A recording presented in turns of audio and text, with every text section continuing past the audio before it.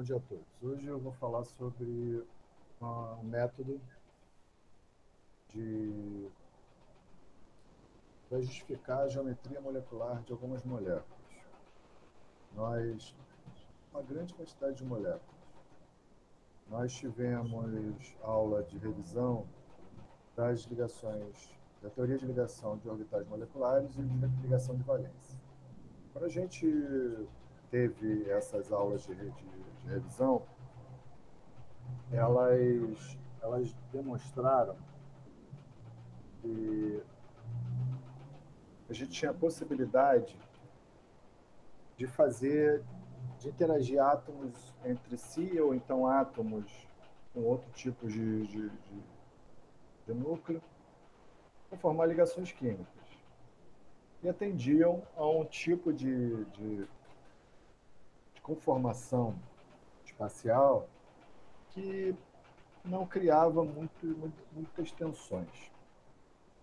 Obedecendo a todos os parâmetros das teorias, dessas duas teorias que nós revisamos, a gente não consegue justificar muitas moléculas e seus formatos espaciais. Tá? Então, a gente precisa de um novo aparato de justificativos, utilizando todos os conceitos, obedecendo todas as linhas gerais, as regras, as leis dessas teorias, mas acrescentando uma nova visão sobre o comportamento orbitalar, o comportamento dos orbitais, para que a gente possa entender essa geometria que é tão diferente. Tá? A gente tem algumas moléculas que não se comportam como na teoria estrita, mas se comportam de uma maneira mais ampla, quando formam ligações e, após formação das ligações, com as suas repulsões orbitalares, formam geometrias que não são justificadas pela teoria, por ambas teorias de forma mais simples. Então, eu vou apresentar para vocês a teoria de hibridação de orbitais, que vai servir para justificativa, tá, da geometria molecular das moléculas formadas por átomos, principalmente do nível 1, 2 e 3 da tabela periódica. Okay? Então, esse modelo ele serve para justificar essa geometria. E serve para justificar o número de ligações também que são realizadas por essas moléculas.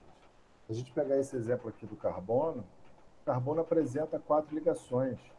E se a gente for fazer a distribuição eletrônica dos elétrons do carbono pelo diagrama de Pauli, a gente só vai ver que ele tem, no máximo, 2 ligações. E uma das únicas moléculas que fazem do carbono ter 2 ligações é o monóxido de carbono. O restante, todas as moléculas do carbono têm 4 ligações. Até o carbono zero tem mais ligações do que o monóxido de carbono. Há a possibilidade de várias ligações, que são as chamadas teorias de hibridação orbitalares. Tá?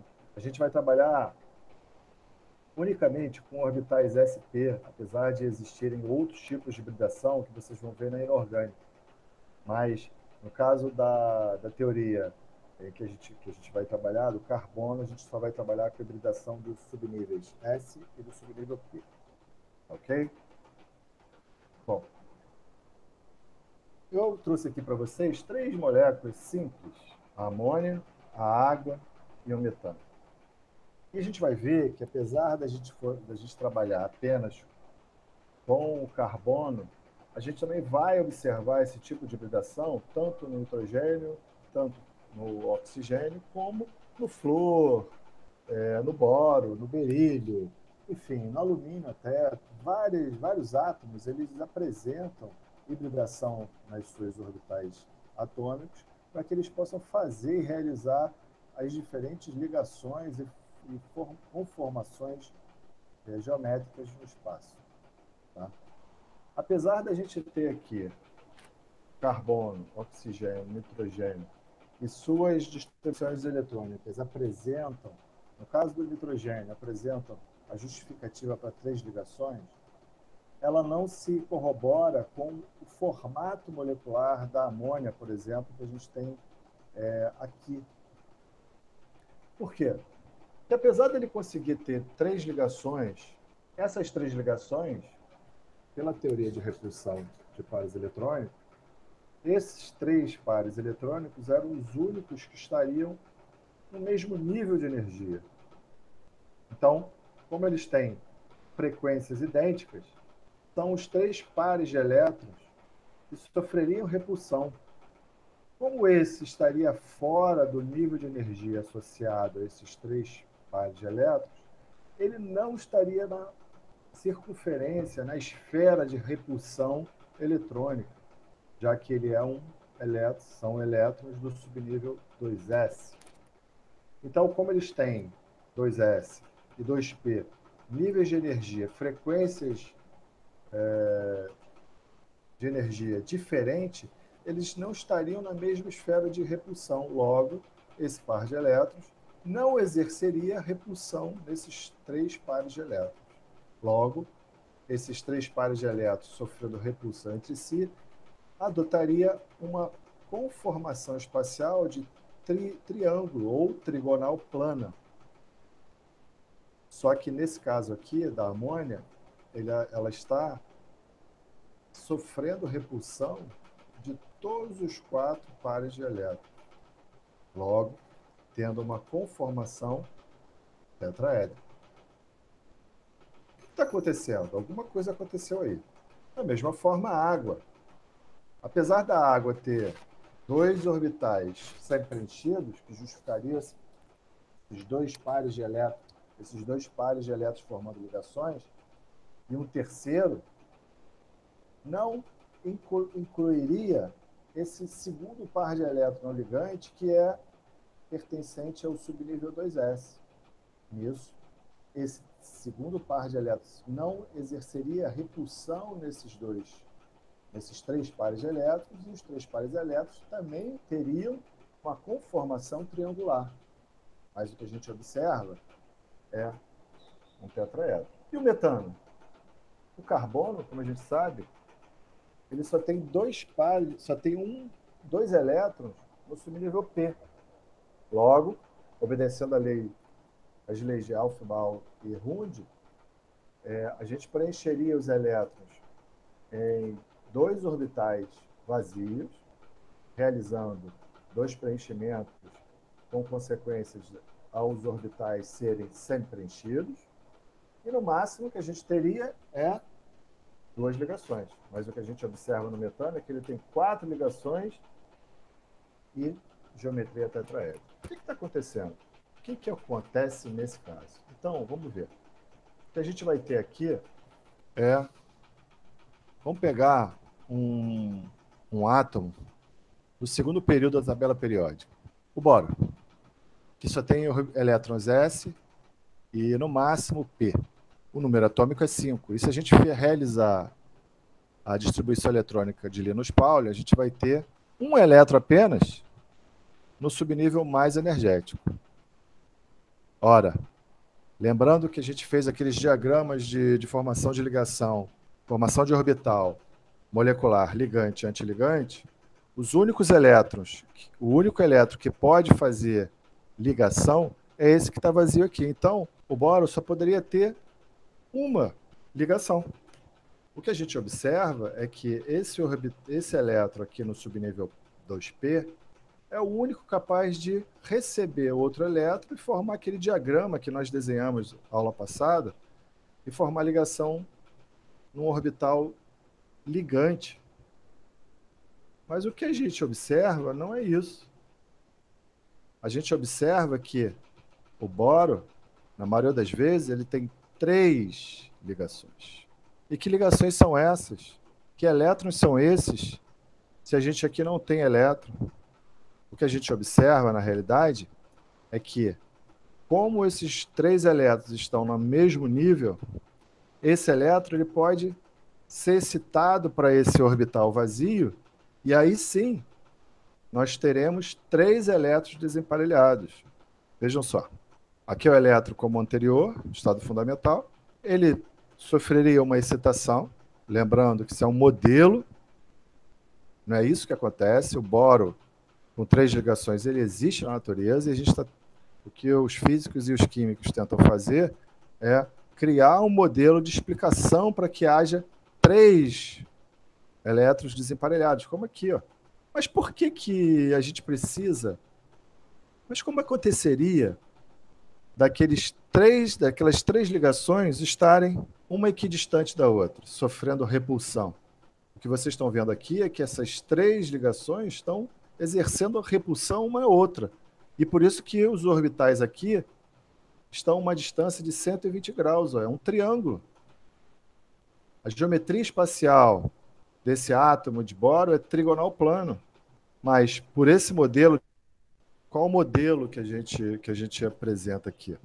É um modelo onde os elétrons eles passam a ter o mesmo nível de energia, ou a configuração degenerada. Os elétrons estão com a mesma energia, eles estão sendo degenerados energeticamente.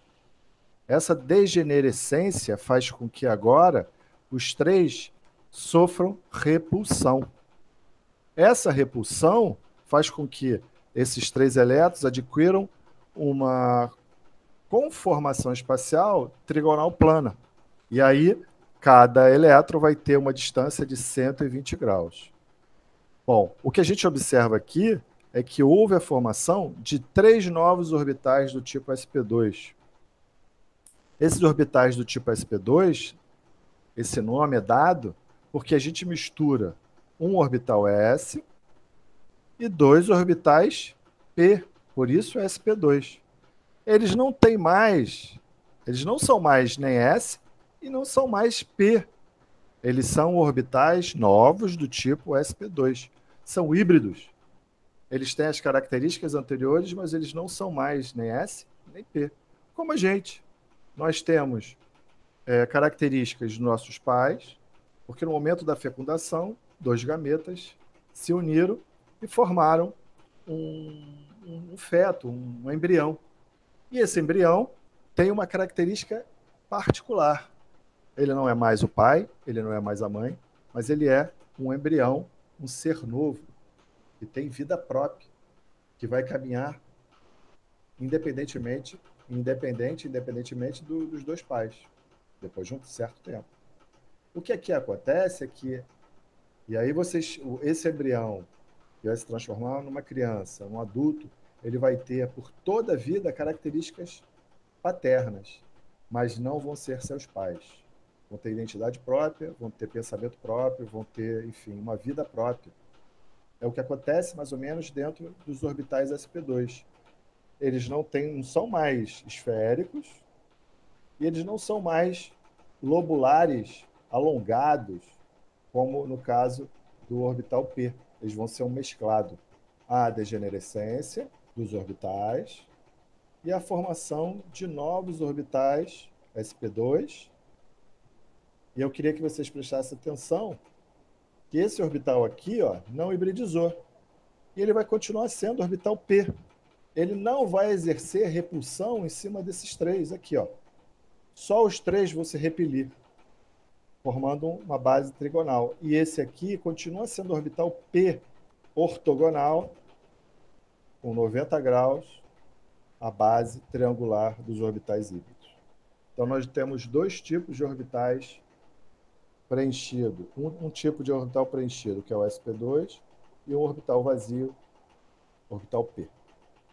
Vamos levar esse exemplo, lá para o carbono. Nós temos 3 tipos de carbonos. O carbono sp3, o carbono sp2 e o carbono sp. O carbono, ele tem a distribuição eletrônica, 2 elétrons no orbital 2p, e aqui eu não fiz o estado fundamental, fiz o excitado hibridizado num tamanho para que vocês pudessem observar. E para que eles sofressem, eles têm geometria espacial tetraédrica. Se é tetraédrica, eles têm 4 orbitais se repelindo, formando ângulos de 109 graus. Então, isso quer dizer que existem 4 orbitais degenerados. E aqui a gente consegue observar que um elétron do subnível 2s passou para o subnível PZ, para o orbital PZ.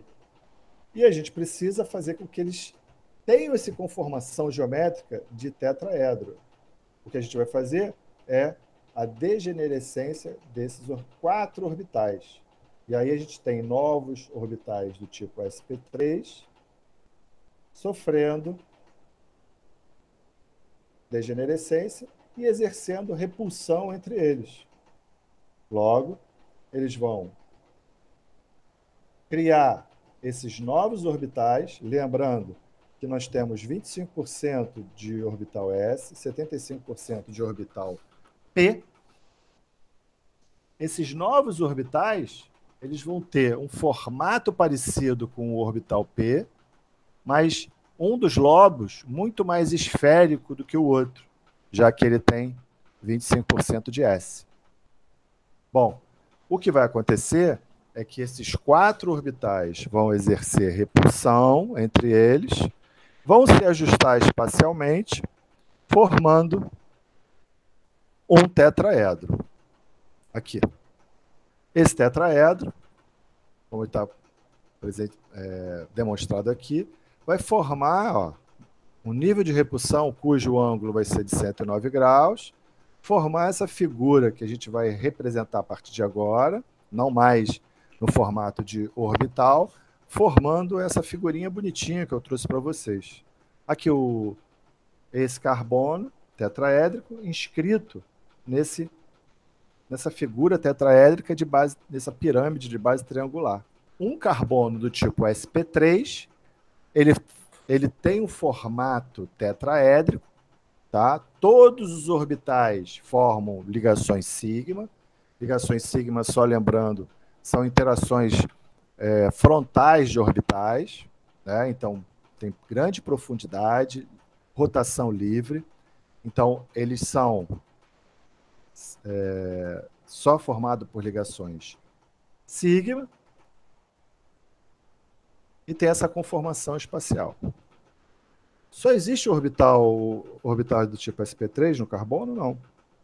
Existem orbitais do tipo sp2. E aqui o nome já está dizendo. Hibridizou um S e 2p.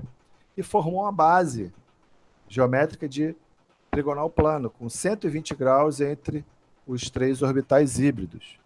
E se eles são híbridos, 3 orbitais híbridos, um elétron que foi excitado não vai exercer repulsão.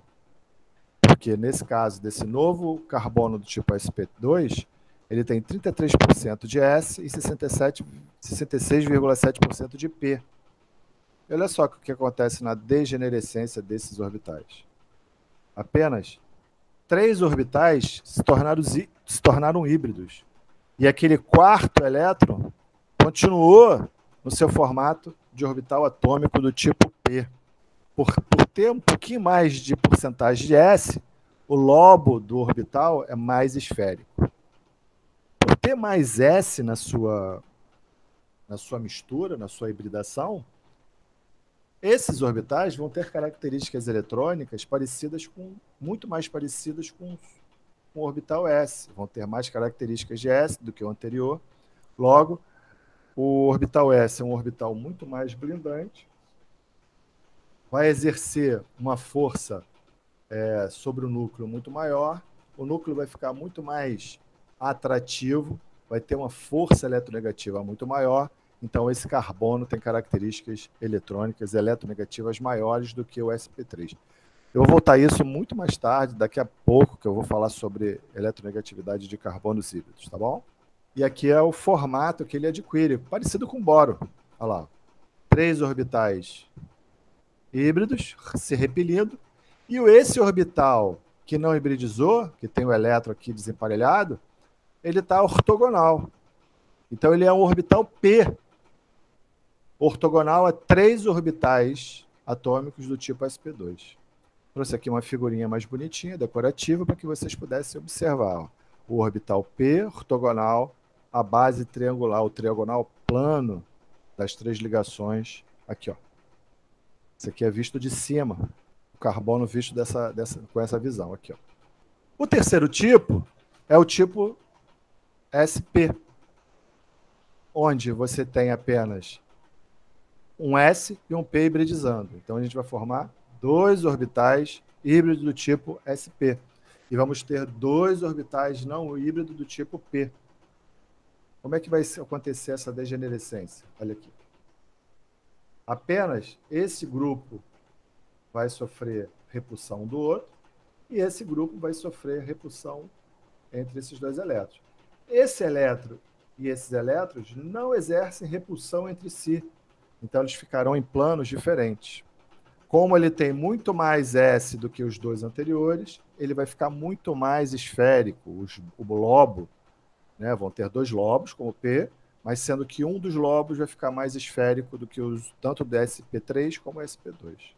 Então ele vai ficar mais eletronegativo. E olha como é que ele fica espacialmente. As duas ligações, os dois elétrons sp e os dois elétrons p, cada qual exercendo repulsão entre si. Como a gente só tem dois elétrons no subnível sp, a máxima repulsão que existe é eles estarem na mesma direção em sentidos opostos. E como eu tenho dois orbitais p com dois lobos, a máxima repulsão entre os dois é de 90 graus. Então, esses são os dois tipos os três tipos de carbonos híbridos. No caso do carbono sp, a gente vai formar a ligação sigma e pi. A gente vai, nas próximas aulas, eu vou apresentar para vocês outros átomos com hibridação e a formação de ligação entre esses carbonos. Ok? Então, fiquem em paz e até lá.